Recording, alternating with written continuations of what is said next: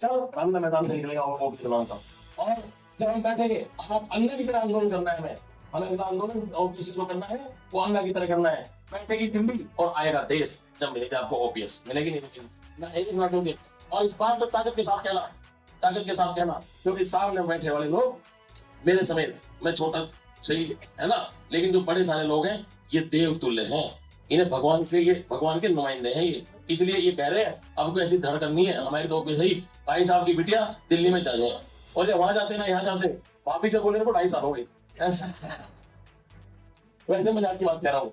भाई साहब कहने का मतलब ये समाज के लिए समर्पित, अपने सिद्धांतों पर अड़िग रहने वाले, है ना। जब दोनों का टकराव होती है 2 दिन में फिर साढ़े 97% एनपीएस हैं। और अब की बात टीम वो है, ये टीम नहीं है अग्निवीरों की टीम है, अग्निवीरों की टीम। अब की बात मेरी भर्ती में कोई बुरा कमांडर नहीं है, मेरी भर्ती में कोई बुरा कमांडर नहीं है, सारे के सारे अग्निवीर हैं। ये जो बैठे ना एक लाइन से, ये फतेह कर देंगे, ये फतेह कर देंगे, है ना। तो इस पर इस विश्वास को लेकर चल रहे हैं। आज का बड़ी बात यही हमारी थी कि आने वाले टाइम में हम इसके ये वाली इसको सफल करके आगे अगला आंदोलन हम करेंगे और फिर एमएमओपीएस को इनवाइट करेंगे और हम यहाँ इस आंदोलन को आगे बढ़ाएंगे। ऐसा मेरा आज की घोषणा है। मैं ईश्वर से प्रार्थना करता हूँ हमारी बात सोची समझी को। मैंने मनजीत को कहा भाई साहब का ध्यान रख, घर से रोटी ले आकर, मैं तो सीधा आ नहीं पाता हूँ और रोटी ले आएगा छोटा भाई, बिल्कुल छोटा, इसको इतने से इतना हमने मतलब हमारे साथ हुआ है। छोटा भाई है ये और मैडम एक स्कूल में इनकी प्रिंसिपल साहिबा है और ये वही टीचर है बंगाली स्कूल में। तो ये बहुत अच्छे से प्यार करता था और हमें राजकुमार जी से हमने सबने एनएमओपीएस का एक नया गठन तुरंत किया और उस गठन में अध्यक्ष भाई साहब का आ गया, है ना। उसमें भी अध्यक्ष जी आए, अध्यक्ष जी कई बार ऐसे होते हैं, अध्यक्ष कई बार बिना पूछ के लांडा आ जाते हैं, कई बार अपनी मक्खी नहीं उड़ा पाते, दूसरों को तो क्या उड़ाएंगे। तो अध्यक्ष में कई बार हो जाती दिक्कत। खैर उसमें थोड़ा सा वो दोष रहा और दूसरे लोग गुस्से थे। राजकुमार जी आप दिन याद करो जी, दिन बड़े बड़े प्रोटेस्ट आपने किए हैं। 13 पॉइंट रोस्टर में हमने आपको बड़ी प्रमुखता से देखा था, 5 पॉइंट रोस्टर में हमने आपको देखा। ऐसी क्या वजह है कि अब शिक्षकों को सड़क पर उतरना पड़ रहा है, जबकि कहते हैं कि तलवार से बड़ी कलम की ताकत होती है। विचार सबसे महत्वपूर्ण चीज है जी। तो हम लोग आज भी इकट्ठा हुए थे। मैं 10 साल क्या ज्यादा ही हो गया सबसे मैं जन आंदोलन में क्यों कर्मचारी आंदोलन में भी जी। ये मालूम अच्छे थे 10 साल और भवन आंदोलन का है। तो हमारा जो अध्यापक शक्ति मंच है ये पिछले 10 साल के हमारे साथ खड़ा है और जब मूवमेंट में सबसे मजबूत कोई संगठन है तो इसमें पार्लियामेंट में की थी तो कर्मचारी या शिक्षक चुनाव चल रहा था तो कोई बताया जाए कि हमारा जो है 1000 से ज्यादा कर्मचारी इनके 35 के आसपास हुआ या 40 हो सकते हैं, आंकड़ा हमारे पास नहीं है एग्जैक्ट, लेकिन वो अच्छा खासा नंबर है। तो उन लोगों को जो उनका हक है पेंशन का वो जो दिलाएगा ना उसको इसलिए रखी थी तो बात को बचा सके कि अध्यापक शक्ति मंच जो है ये आपकी लड़ाई को मुस्तैदी से लड़ रहा है। और देश में यहाँ सवाल है कि देश में एक बात संगठन है जिसके लिए छात्र पेंशन लागू कराई पेंशन स्कीम, हिमाचल प्रदेश में लागू कराई पेंशन स्कीम, छत्तीसगढ़ में कराई पेंशन स्कीम। और अगर हम सारे लोग किसी मतलब में तो 70,000 गवर्नमेंट ने दी 30 तारीख को मैं आपके सामने बैठा हूँ ना, एक टेंशन में से बैठा हूँ जी। अगर 70,000 मुझे नहीं मिले मैं अपनी बेटी से लेकिन मेरी बेटी से ये बेटा लेकिन मुझे पैसे मांग के साथ में दिया अपने गाँव में बैठा मूवमेंट है पेंशन सही है। और रिटायरमेंट के बाद जो भी कर्मचारी है या कोई बात करो अगर को मैं मालिक की जीवन नहीं सकते 60 साल में क्या करेंगे सोचना चाहिए। तो दिल्ली में क्या परेशानी आ रही है सरकार को बहाल करने में? पता नहीं आ रही है कारपोरेट सरकार है और पैसा जो है ये सामाजिक जिम्मेदारी है सरकार किसी की भागना चाहते हैं 18 के बाद किया तो फिर उसके बाद बढ़ा के 10 पहले कटता था 10% सरकार से 10% नब्बे थे उसको 14 कर दिया उन्होंने, सरकार ने 4% बढ़ा दिया और हमारा 10 रहा। तो हम इस बात को 14% चाहिए ना 24 चाहिए तो हमें पता जो पैसा कट रहा है वो सारा कारपोरेट कर कारपोरेट कंपनी वाले होकर भाग जाए कोई पता नहीं कितनी भाग जाए कोई नई बात भी नहीं है, कोई ऐसी बात भी नहीं है कि भूख बोल रहा है कितनी करा दी हमारे यहाँ भाग गया नीरव मोदी भाग गया और भागे जिसमें अडानी भागेगा ना पेंशन जीरो हो जाएगी देश में सबसे ज्यादा पैसा अडानी के पास, इसीलिए सरकार अडानी में देता है इतना नहीं कर पा रही कि क्या करेंगे लेकिन दबाव बहुत ज्यादा है। राजस्थान में हिमाचल में हुई हुई पता नहीं लगे होंगे जबकि हमारे देश में 2 युद्ध लड़े थे और पेंशन लागू रहे। पिछली बार जो नागालैंड में आपने आंदोलन किया था उसे सुनने में आ रहा था कि सरकार बैकफुट पे आ रही है। हमने जब इंटरव्यूज लिए थे तो नेताओं के ये कहने थे, आपके शिक्षक संघ के जो नेता थे उन्होंने सबने यही कहा कि सरकार को हम बैकफुट पे ले आए हैं, लेकिन अब लगभग 2 या 3 साल हो चुके इस बात को भी, अभी तक भी रिजल्ट नहीं निकल पा रहा है। नेताओं कहते हैं एनपीएस बहुत बढ़िया है, तो अब सरकार ने खुद कहा कि नहीं बढ़िया नहीं है, अब नई स्कीम आ रहा है वो यूपीएस है, इसे ना कृषि कानून लाए जी कैंसिल कर देंगे। सरकार ने एनपीएस को कैंसिल किया और हमारा केवल एक लखनऊ में, और हमने एक आदमी की शहादत में राजस्थान में पेंशन ले ली, मध्य प्रदेश में ले ली, उत्तराखंड में ले ली। तो हमारी स्ट्रेटेजी क्या है? वोट फॉर ओपीएस के पक्ष में वोट देना। तो शिक्षा मंत्री आपके साथ में है इस मामले में? सरकार का मंत्री है, कारपोरेट का मंत्री होगा, होगा हम जनता के साथ हैं। नहीं, शिक्षा मंत्री का कोई आह्वान इस तरीके का कोई आदेश है कि मैं शिक्षा मंत्री कोई थोड़ा है, हाँ ये कोई पीपल का पेड़ थोड़ा है।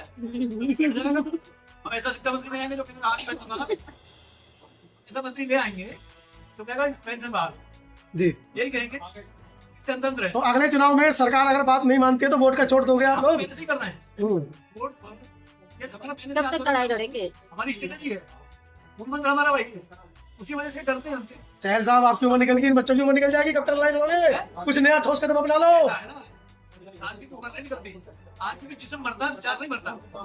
जब मैं मरूंगा तभी पेंशन का सवाल होगा, मेरे बाद भी होगा, मेरी बेटी का भी है, मेरी बेटी का जब उसको पेंशन नहीं मिलती तो लड़ रही सुप्रीम कोर्ट में, सुप्रीम कोर्ट का फैसला आ चुका है तो इनको मेरा जो विचार है तो मेरे साथ मरेगा थोड़ी, मैं मरूंगा तो मेरा जिस्म मरेगा, और जिस्म तो नाशवंत पहले से ही।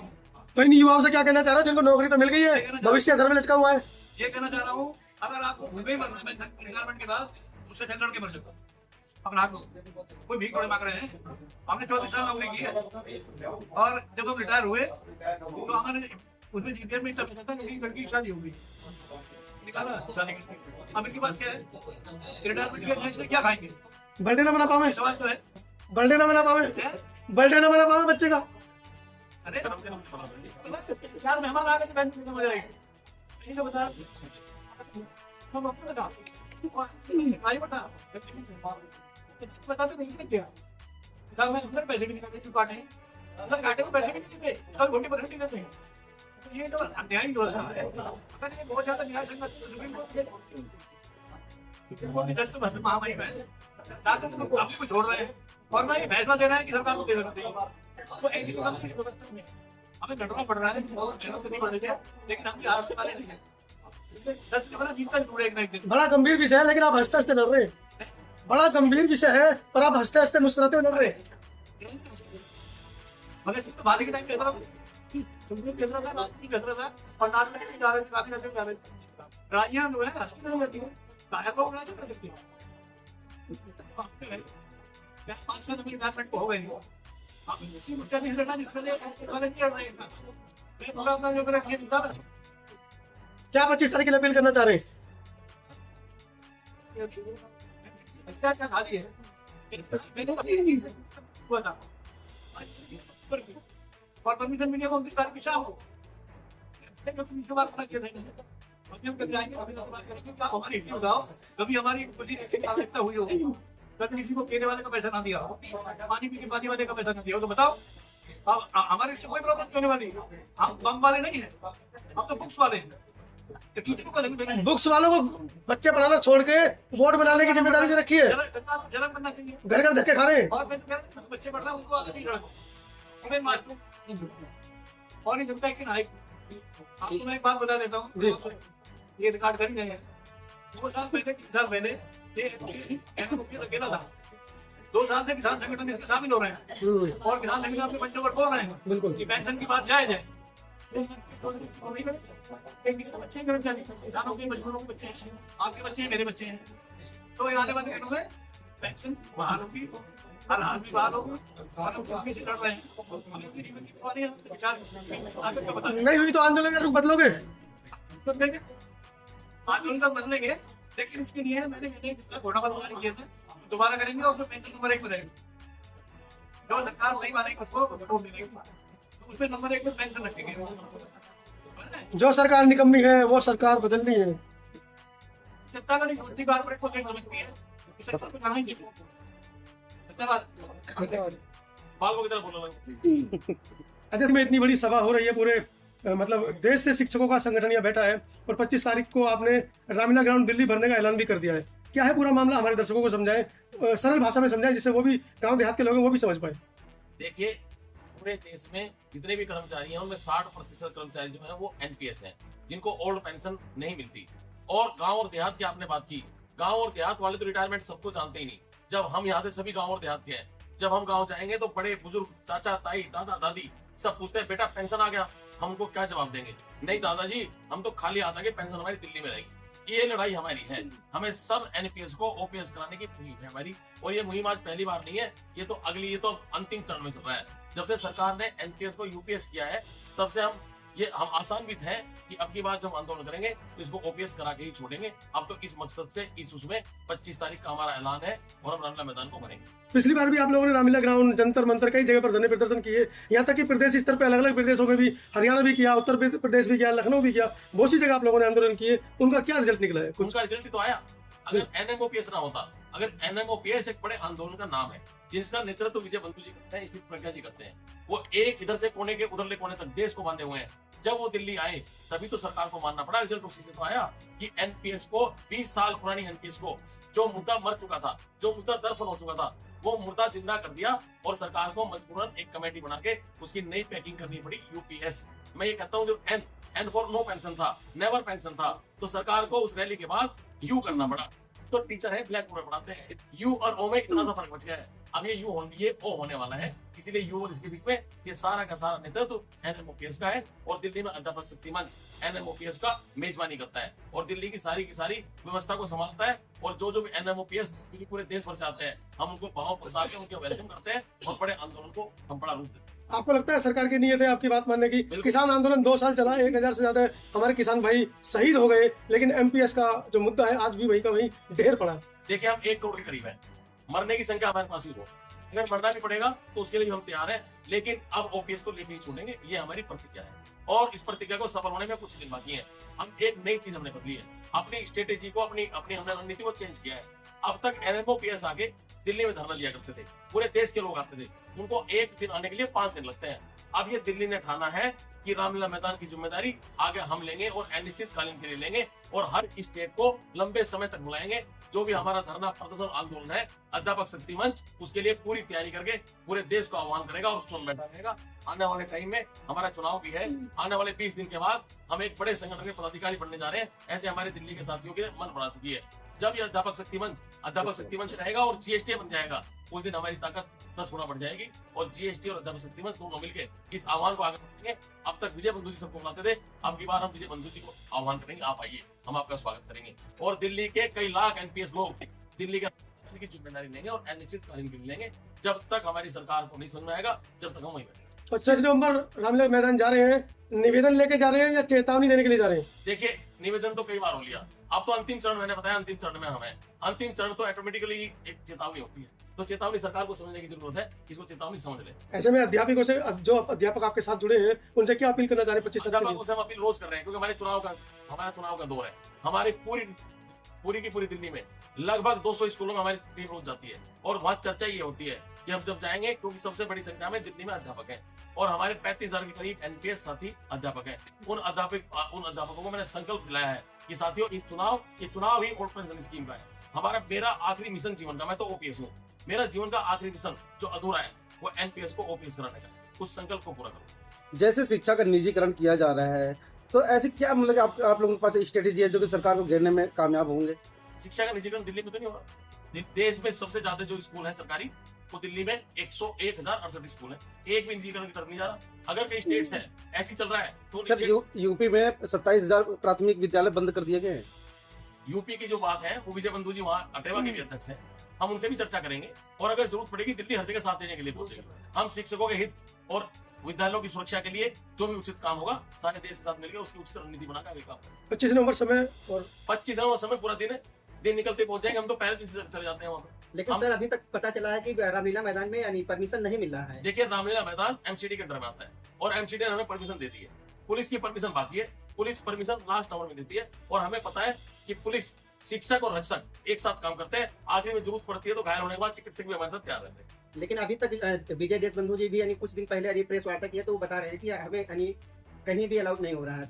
नहीं, ऐसा अभी जब हमारे को पहले रामलीला मैदान अवेलेबल नहीं था, अब रामलीला मैदान अवेलेबल है। और रही बात लॉ एंड ऑर्डर की, हम तो शिक्षक और कर्मचारी हैं, हम कोई आतंकवादी थोड़ी हैं। हम तो अपनी सुरक्षा करना नहीं जानते हैं और अपनी आत्मरक्षा करना नहीं जानते हैं। इसलिए ना ही तो हमारे किसी आंदोलन में आज तक कोई अराजकता हुई है और ना कभी होगी। ये हम पुलिस विभाग को आश्वस्त करते हैं, आपके माध्यम से आश्वस्त करते हैं, उनके पास जाके भी करेंगे। और हमें मालूम है कि शिक्षक और रक्षक एक साथ है, पुलिस हमें परमिशन जरूर देगी। अपना परिचय और दे दीजिए एक बार सर।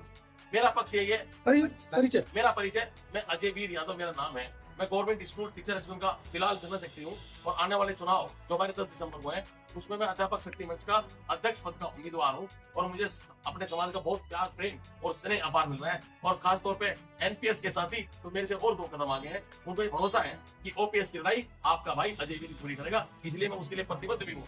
तो मेरा सिर्फ अध्यक्ष बनना नहीं, मेरे को ओपीएस को, एनपीएस को ओपीएस कराना मेरा संकल्प है। उसको हमारे साथी पूरा कराएंगे। जिस दिन जीएसटी में बन जाऊंगा उस दिन दिल्ली की फिजा बदलने की तैयारी करूंगा। धन्यवाद सर। परिचय दे, 25 तारीख को रामलीला ग्राउंड भर रहे हैं आप, क्या ऐसी वजह आ गई है कि सरकार के खिलाफ आपको आवाजें उठानी पड़ रही हैं? मैं प्रवीण कुमार शर्मा, अध्यापक शक्ति मंच से इस बार जो जीएसटी का चुनाव है उसमें मैं सीनियर वाइस प्रेसिडेंट की पद पे प्रत्याशी के तौर पे मैं शिक्षकों की सेवा के लिए आ रहा हूँ। और दिल्ली प्रदेश की जो एनएमओपीएस की जो कार्यकारिणी है उसमें मैं उपाध्यक्ष, वर्तमान में मैं उपाध्यक्ष पद पे भी हूँ। जो आपने पूछा कि 25 नवंबर को किस वजह से हम लोगों को मैदान को भरने की तैयारी कर रहे हैं, एक बहुत बड़ा आंदोलन जो बहुत लंबे समय से चला आ रहा है, जो हमारी पुरानी पेंशन, हमारा जो बुढ़ापे का स्वाभिमान था वो खत्म कर दिया गया था। उस आंदोलन को लेकर के विजय बंधु जी जो हमारे राष्ट्रीय अध्यक्ष हैं वो इस आंदोलन को लेकर के आगे बढ़ रहे हैं। और दिल्ली में हमारे जो नेतृत्व करता है वो अध्यापक शक्ति मंच के हमारे अजय वीर यादव जी के नेतृत्व में पूरा दिल्ली का शिक्षक समाज आगे इस आंदोलन को लेकर के और आगे बढ़ रहा है। 25 नवंबर को हम पुरानी पेंशन की बहाली के लिए हम पूरा दिल्ली का शिक्षक समाज अध्यापक शक्ति मंच की अगवानी में पूरे रामलीला मैदान में इस बार जो हमारा लगभग 35,000 के आसपास जो हमारे शिक्षक कर्मचारी हैं वो पूरे 35,000 के आसपास के कर्मचारी एनपीएस के इस ओपीएस की बहाली के लिए रामलीला मैदान पहुंचेंगे। और हमें आशा और पूर्ण विश्वास है कि इस बार, पिछली बार जब 5 लाख की रैली हुई तो सरकार ने यूटर्न लिया और एनपीएस से सरकार यूपीएस पे आई। और हमें पूरी उम्मीद है कि इस बार 10 लाख से ऊपर संख्या इस बार कर्मचारियों की आने वाली है। और उसमें अगर ये लोहा बहुत गर्म है, थोड़ी चोट मजबूती से पड़ेगी, निश्चित तौर पे ओपीएस की बहाली 25 नवंबर 2025 को सारे दिल्ली के, हिंदुस्तान के कर्मचारियों को ओपीएस की बहाली होगी। ये हमारा आशा और विश्वास और अनुमान है। सर थोड़ा हमारे दर्शकों को समझाएं, पुरानी पेंशन बहाली चाह क्यों रहे? नई पेंशन बहाली में क्या क्या परेशानी है आप लोगों को, दिक्कतें क्या है? 2004 में तत्कालीन सरकार ने 1 अप्रैल 2004 को पुरानी पेंशन को बंद करके और एक नई स्कीम लेकर के आए, न्यू पेंशन स्कीम, और उसका नाम सरकार ने न्यू पेंशन स्कीम दिया और हम कर्मचारियों ने नो पेंशन स्कीम दिया। क्यों? क्योंकि उसमें ना पेंशन है ना कोई स्कीम है। और सबसे बड़ी बात जो है, अगर न्यू पेंशन स्कीम इतनी अच्छी होती तो जो माननीय जो बैठे हैं संसद में जो कानून पास कर रहे हैं, वो जो संसद के कानून के जो माननीय है वो आज भी अपनी पुरानी पेंशन लिए बैठे। इन्होंने बहुत बड़ा षड्यंत्र रचा और जितनी सरकारें आई उनमें सबसे ज्यादा अगर सरकारों ने पराघात किया तो कर्मचारियों की पुरानी पेंशन बंद कर दिया। जो हमारे बॉर्डर पे हमारे जो रक्षक बैठे हैं, अभी भाई साहब अजय वीर जी का एक बयान आता है हर बार कि रक्षक और शिक्षक हमेशा साथ मिलकर के काम करते हैं। आप देखिए इस रक्षक जो बैठे हैं वो भी पुरानी पेंशन के बिना बैठे, उनको भी नो पेंशन स्कीम में आ चुके हैं और हम भी नो पेंशन स्कीम। तो क्या ऐसी सूचनाएं है वर्तमान में जो शिक्षक या रक्षक हमारे रिटायर हुए हैं उनकी पेंशन बंद कर दी गई है? कुछ ऐसे आंकड़े आए हैं? पेंशन बंद नहीं हुई है। जो इन्होंने पेंशन का जो जुमला हमें दिया है, मैं आपको एक छोटी सी घटना बताऊं कि जब हम लोग 2023 की 1 अक्टूबर 2023 की जब हमने रैली की, उस रैली में हमें उसी समय एक हमारे कर्मचारी रिटायर हुए थे, वो ड्राइवर की पोस्ट से रिटायर हुए। उनका जो लास्ट अंतिम जो मेहनताना था, वो अंतिम जो सैलरी थी वो उनकी 69,500 कुछ रुपए थी। और जब उनसे मैंने पूछा कि आपकी पेंशन क्या बनी, तो आप लोग ताजुब करेंगे कि शर्म आने लगी सुन करके कि 1940 रुपए उस साथी की पेंशन बनी। अब आप देखिए कि 1940 रुपए अगर आप किसी बीमार व्यक्ति के लेकर आप अगर किसी हॉस्पिटल में जाते हैं तो 1940 रुपए तो डॉक्टर 2,000 रुपए डॉक्टर की फीस, बिजली का बिल जमा नहीं होगा, बिजली का बिल जमा नहीं होता। और उसके अलावा अगर मैं दूसरी बात करूं तो ऐसी सिचुएशन है कि हमें पेंशन का नाम देकर के और हमें लूट लिया गया है। ऐसा सरकारों के द्वारा बहुत बड़ा अत्याचार किया गया है। धन्यवाद।